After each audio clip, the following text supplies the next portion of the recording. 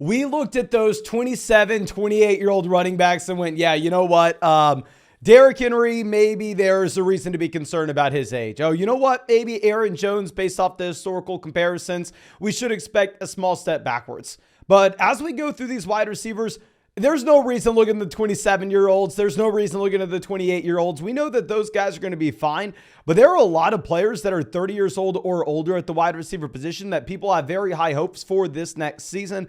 So I want to go through and I want to dive into the historical comps that we have for those players, starting with actually a tight ends. He's kind of a wide receiver in Travis Kelsey. At least he scores wide receiver fantasy points, right? This is the number one tight end on average over the past 3 years from a points per game perspective. This is a tight end that has shown very few signs of slowing down, whether if you're looking at his receiving yards on a per game basis, his targets per game, his target share, his touchdowns. Really, the only mark you could point to, and maybe Travis Kelsey going on the decline just a bit, is his air yards per game. But in reality, that's not even a big issue there. The only real concern that you have with Kelsey is he's going into his age 34 season. So what we need to do to try to get a sense on what we may be able to expect with Travis Kelsey is go through and look at all players since the year 2000 that posted similar 33-year-old seasons and what they accomplished at 34 years old. So we went over to the RotoViz screener and we looked at all those 33-year-old players that were comparable with their receptions per game, their targets per game, their receiving yards per game. And yes, we had to do wide receivers because there are no tight ends that are doing this, right?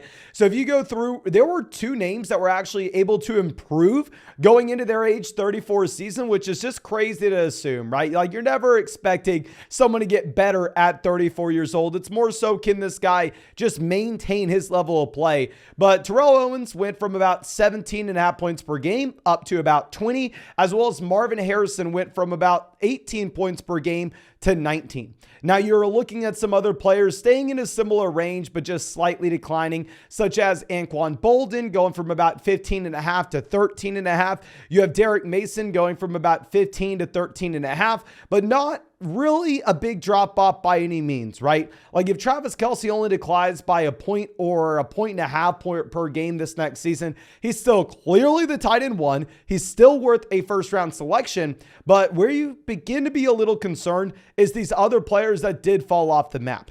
You had Keenan McCardle, who goes from averaging 15.5 points per game down to 11. You have Hines Ward, who goes from about 15.5 points per game down to 10. You have Julian Edelman from 16 points per game down to 9. You have Roddy White. I mean, if y'all remember how damn good Roddy White was, going from about 15 points per game down to 6.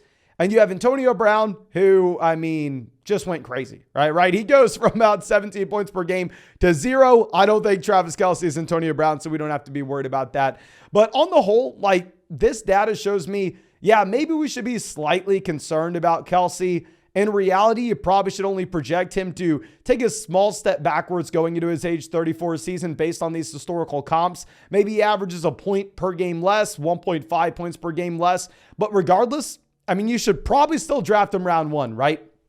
It's going to be very dependent on the format that you're playing in. But if you are playing in a casual redraft league where you only start 2 running backs, 2 wide receivers, a tight end, and a flex, in that shallow starting lineup, the tight end position is going to make up such a high percentage of your starting lineup scoring from a week-to-week perspective that I actually would love targeting Travis Kelsey in round 1. Now, the more wide receiver slots you add in, the more flex spots that you add in, the lower percentage of your starting lineup will be accounted for by the tight end position. And there I'm going to be a little less excited about going with Travis Kelsey. And there I'd be a little bit more willing to punt the position. So definitely understand your league format and how that should affect your draft strategy when it comes to tight end in particular. But going over to wide receiver, let's start it off with Tyler Lockett. I know one of the smaller names, right? But if you look at the overall stats for Lockett, I mean, this is a wide receiver that's still been able to be there, a low-end wide receiver too consistently. And if you're looking at where he's being drafted this year, going to be very dependent on the format that you're playing in and where you're expecting him to go. Like right now in underdog drafts, he's going as the wide receiver 33, is going at the beginning of the 6th round. If you're looking at your casual redraft format, obviously Lockett's going to be a much cheaper price tag, as he honestly should be because it's going to be worth a little bit less. There he's going at pick 73. He is going directly ahead of Hollywood Brown, directly ahead of Drake London, ahead of Christian Kirk, ahead of Brandon Ayuk, ahead of Michael Pittman. And honestly, I don't love taking Lockett in this range. Not only do you have the addition of Jackson Smith-Njigba into this offense, but Lockett also getting older. Okay, so I think that it's a natural progression similar to what we're going to be looking at with Keenan Allen in just 1 second, where maybe we should begin to be a little concerned about a step backwards. Now, if you're looking at the comps that we've had historically, Andre Johnson back in 2011 actually posted a similar season to Tyler Lockett at this age. And the following year, he went out there and he dominated. I mean, Andre Johnson had 18.5 fantasy points per game.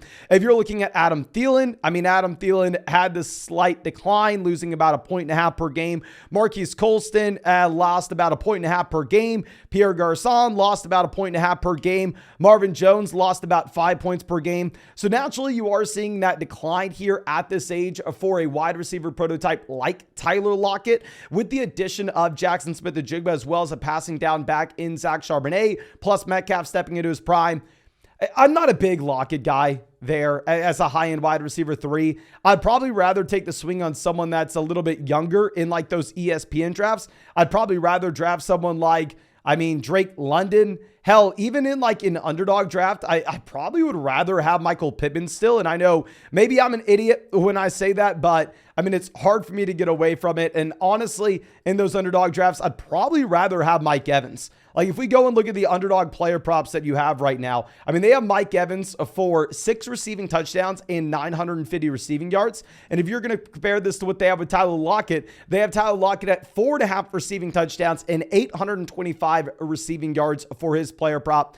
So yeah, I'd say I'm not really drafting Lockett in either spot because I'd rather have London on ESPN. I'd rather have Mike Evans on Underdog. If Jackson Smith-Njigba wasn't added here, then sure, but I'm just a big JSN fan. And of course, real quick, if you want to check out any of those player props on Underdog Fantasy, or if you want to get in a draft with us, y'all know we are drafting literally every single day in those best ball tournaments on the live stream on this YouTube channel. And over there, since it's best ball, there's no time commitment at all during the year. That's how I drafted 700 teams and won $150,000 last season. It's not meant to replace your main fantasy football league, just some extra fun on the side because it's no time commitment. You can find the link in the description, in the comments section. If you sign up with promo code FLOCK, they're going to match your first deposit dollar for dollar up to $100. Plus, you're going to get our 2023 fantasy football rankings as well as a free trial to flockfantasy.com. But now let's go over to Mr. DeAndre Hopkins, a wide receiver that I've actually found myself drafting, because if you look at his overall profile this past year, the man improved from 2021 to 2022. He goes from the wide receiver 22 from a points per game basis up to the wide receiver 10. He goes from about 6.5 targets per game up to about 10.5. And they're seeing in 2022 from a per game perspective, a very similar mark to 2020 with his target share of about 27%. The air yards were sky high, the yards per route run sky high. But if you are looking at Hopkins with his age and the comparable seasons we've seen through history, keep in mind, Hopkins was drafted back in 2013. Like Hopkins is going into year 10 here. You had Roddy White, who fell from about 17.5 points per game down to about 16.5. You had Antonio Brown falling from about 21 points per game down to 16. You have Keenan McCardle, 15 points to 15, stays a little neutral. You had Tony Brown falling. You had Derek Mason falling. So across the board, literally every single one of these players got worse. But with Hopkins, that's kind of baked into his price, right? Last year is the wide receiver 10. And if you're looking at where he's getting drafted right now in these underdog drafts, DeAndre Hopkins is the wide receiver 25. So you're getting him as a high-end wide receiver 3, a low-end wide receiver 2. So it is baked into his price. And I think if you're drafting DeAndre Hopkins now, you're more so making a bet on the overall situation he'll find himself in next year. Now, going over to someone that I have not drafted at all. Keenan Allen was a wide receiver I really liked in the 3rd round last year because I was not buying the Mike Williams hype. But we've seen a consistent decline in the play of Keenan Allen. most importantly, in his target share numbers. This is what has allowed Keenan Allen to be a wide receiver 1 for 3 seasons straight at this point, is him going out there and just dominating the targets. But he's gone from about 10.5 targets per game down to 9.8. He's gone from 9.8 targets per game down to 8.9. His target share has gone from almost 27% down to 21%. So you're seeing that natural decline with Keenan Allen as he's going into his 10th season in the NFL. You add in Quentin Johnston in round 1 this year, another very capable wide receiver similar to JSN in Seattle. And if you're looking at the historical comps for Keenan Allen, pretty much every single one of these guys getting worse. Joe Horn goes from 16.5 points per game down to 15.5. You have Keenan McCarroll again going from 15 to 15. You had Troy Brown going from 16 to 14. You had Derek Mason going from 16 to 13. All these guys just with the consistent slow decline at this point of their NFL careers. You had Calvin Johnson retiring. Obviously, we're not expecting Keenan Allen to retire. But if it was like DeAndre Hopkins, where the decline is baked into his price, right? Where they have DeAndre Hopkins, last year finishing as the wide receiver 10 and now going as the wide receiver 25 in drafts, sure, I can understand it. But with Keenan Allen, it's not really baked in. Here he's going as the wide receiver 19. He's going at the end of round 3 in underdog drafts. And if you're going over to casual ESPN leagues as well, he's still pretty damn high up if you're looking at these draft boards. There he's going pick 42. He's going directly out of Dameon Pierce, Kenneth Walker. Justin Fields. He's going ahead of Christian Watson. Please give me Christian Watson over Keenan Allen, regardless of the format that I'm playing in this next season. Now going over to our next guy, Devonte Adams, going into year 9 here. It's a wide receiver that's very difficult to comp to, right? Because Devonte Adams has been straight up elite over the past 3 seasons. He has averaged a 30% team target share over the past 3 years. You could make an argument that Devonte Adams over the past 5 years has been the best wide receiver in fantasy football. If you're looking at his comps compared to what we've historically seen, you have, wide receivers pretty much at worst averaging about 15 points per game the following season, and that was Randy Moss. Now you have Calvin Johnson retiring, but we're not going to go down that road. But nonetheless, pretty much the floor you have is 15 points per game, and the ceiling that you have is 21 points per game. And if we're looking at the price point with Devonte Adams, I actually think it's very compelling. Right now, if we're going to go over to underdog drafts in particular, Devonte Adams is the wide receiver 10. So they're baking in some significant decline when Adams has finished as the wide receiver 3 overall over the past 3 seasons. Now, if you're going over to ESPN drafts, there he's not going as the wide receiver 10. There he's a little more expensive. He's going as the wide receiver 5. If you look at my own rankings, I have him somewhere in the middle. I have him wide receiver 7, wide receiver 8, because we do have to be realistic here, right? It is a very bad situation where you don't know what the quarterback situation is going to be like this next year. But I'm not too worried about Adams, to be honest.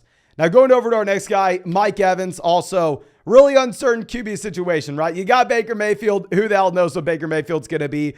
And with Mike Evans, you are seeing a consistent decline in a couple different concerning areas. You have Mike Evans not being able to post a wide receiver 1 season as of late. And if you're going to go ahead and look at his comps historically, based off his age in the overall statistics you had this past year, you have pretty much a floor of about 9 fantasy points, a ceiling of about 17. If you're going to look at the points per game from one year to the next, the only wide receiver to ever be able to improve was actually AJ Green, going from 2017 to 2018. Outside of that, everybody else saw the decline. So, if I'm looking at Evans, I think you have to naturally assume that based off his career trajectory, he's going to be worse this next season.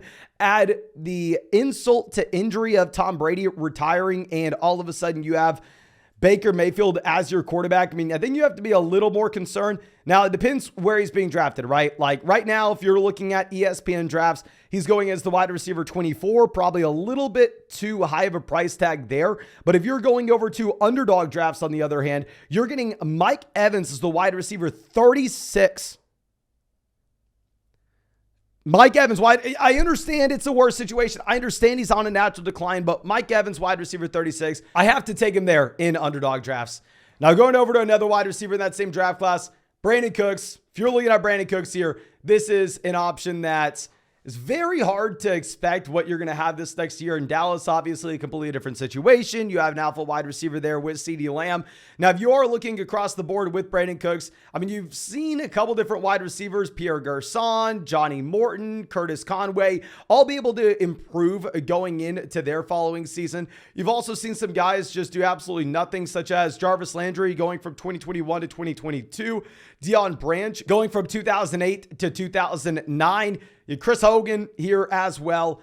So with Brandon Cooks, I think it's almost dependent on what you perceive to be the situation here that you're going to have with the Dallas Cowboys. Now, if we're looking at his ADP, Brandon Cooks currently is going as the wide receiver 43 in Underdog drafts, which, I mean, I think it's a fair price point if you're looking at wide receiver rankings. Generally, I really like running backs in that range of Underdog rooms. Now, if you're going over to casual ESPN drafts, Brandon Cooks going as the wide receiver 35. He's going right before Brandon Ayuk, Michael Pittman, Christian Kirk, Drake London. So yeah, I'm never taking Brandon Cooks in like a casual ESPN redraft league, but with his ADP in an Underdog draft, I think maybe if you're a believer in that Dallas Cowboys offense, you could pull the trigger. But I really hope that this video was helpful in giving people realistic expectations of what you may find with these players this next season. If you enjoyed it, please go down there, drop a like, subscribe to the channel if you play fantasy football. And of course, if you want to get in a draft with us in the live stream, or if you want to go get in a draft in the public lobby, we are drafting every single day on Underdog Fantasy. Same place that you could find all those player props available in damn near every state. And if you want to draft with us, you can find that link in the description in the comment section. If you sign up to Underdog with promo code FLOCK, they're going to match your first deposit dollar for dollar up to $100. Plus, you're going to get our 2023 fantasy football rankings, a free trial to flockfantasy.com, and have some fun getting to some drafts. But that's all I have for you. Again, thank you so much. Really appreciate you, and really hope you have a great day.